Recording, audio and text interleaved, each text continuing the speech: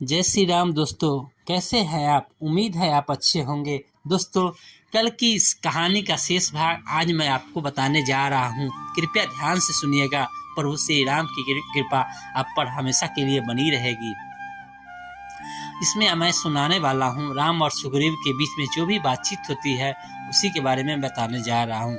राम ने सुग्रीव से कहा, हे सुग्रीव, मुझे बताओ कि वह भयंकर रूपधारी राक्षस मेरी प्राणेश्वरी सीता को लेकर किस दिशा में गया है। तुम शीघ्र पता लगाओ कि वह राक्षस कहाँ रहता है। वानरराज, धोखे में डालकर मेरा अपमान करके मेरी प्रियतमा का अपहरण करने वाला वह निशाचर मेरा घोर शत्रु है। मैं आज ही उसका वध कर सीता को मुक्त कराऊंगा। राम के शोक से पीड़ित वचन को सुनकर सुग्रीव ने उन्हें आश्वासन दिया, हे राम, मैं नीच कुल में उत्पन्न उस परमात्मा राक्षस की शक्ति और गुप्त स्थान से परिचित नहीं हूँ, किंतु मैं आपको विश्वास दिलाता हूँ कि मैं शीघ्र ही ऐसा यत्न करूँगा कि मिथिला कुमारी सीता आपको मिल जाए। अतः आप धैर्य धारण करें। इस प्रकार से व्याकुल होना व्यर्थ है। व्याकुल होने पर मनुष्य की बुद्धि गंभीर नहीं रह पाती। आपको इस प्रकार से अधीर होना शोभा नहीं देता।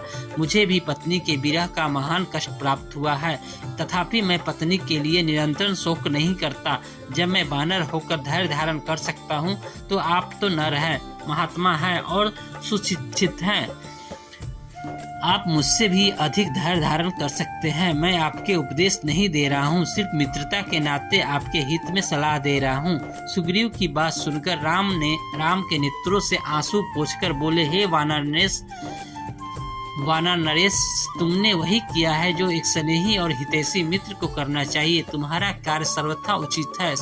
सखे, तुम्हें इस आश्वासन ने मेरी चिंता को दूर करके मुझे स्वस्थ बना दिया है। तुम जैसे स्नेही मित्र बहुत कम मिलते हैं। तुम सीता का पता लगाने में मेरी सहायता करो और मैं तुम्हारे सामने ही दुष्ट बाली का वध करूंगा। उसके विषय में तुम मुझे सारी बातें बताओ।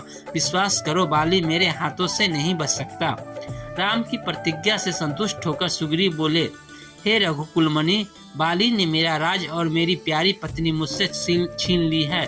अब वह दिन रात मुझे मारने का उपाय सोचा करता है। उसके भय के कारण ही मैं इस पर्वत का निवास करता हूँ। उससे ही भयभीत होकर मेरे सब साथी एक एक कर मेरा साथ छोड़कर चले गए हैं। अब ये केवल 4 मित्र मेरे साथ रह गए हैं। बाली अत्यंत बलवान है, उसके भय से मेरे प्राण सूख रहे हैं। वह इतना बलवान है कि उसने दुधवी नामक बलिष्ठ राक्षस को देखते देखते मार डाला। जब वह साल के वृक्ष को अपनी भुजाओं में भरकर झकझोरता है तो उसके सारे पत्ते झड़ जाते हैं। उसके असाधारण बल को देखकर मुझे संशय होता है कि आप उसे मार पाएंगे। सुग्रीव की आशंका को सुनकर लक्ष्मण ने मुस्कुराते हुए कहा, हे सुग्रीव, तुम्हें इस बात का विश्वास कैसे होगा कि श्री रामचंद्र जी बाली को मार सकेंगे। यह सुनकर सुग्रीव बोला, सामने जो साल के 7 वृक्ष खड़े हैं उन 7 को एक एक करके बाली ने बिघा है। यदि राम इनमें से एक को भी बिंग दे तो मुझे आशा बंध जाएगी। ऐसी बात नहीं है कि मुझे राम की शक्ति पर पूर्ण विश्वास नहीं है, किंतु मैं केवल बाली से भयभीत होने के कारण ही ऐसा कह रहा हूँ।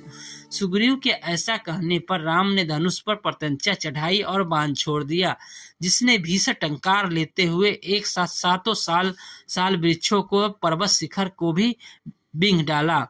राम के इस पराक्रम को देखकर सुग्रीव विस्मित हो रह गया और उनकी भूरी भूरी प्रशंसा करते हुए बोला, प्रभु, बाली को मारकर आप मुझे अवश्य निश्चिंत कर दे।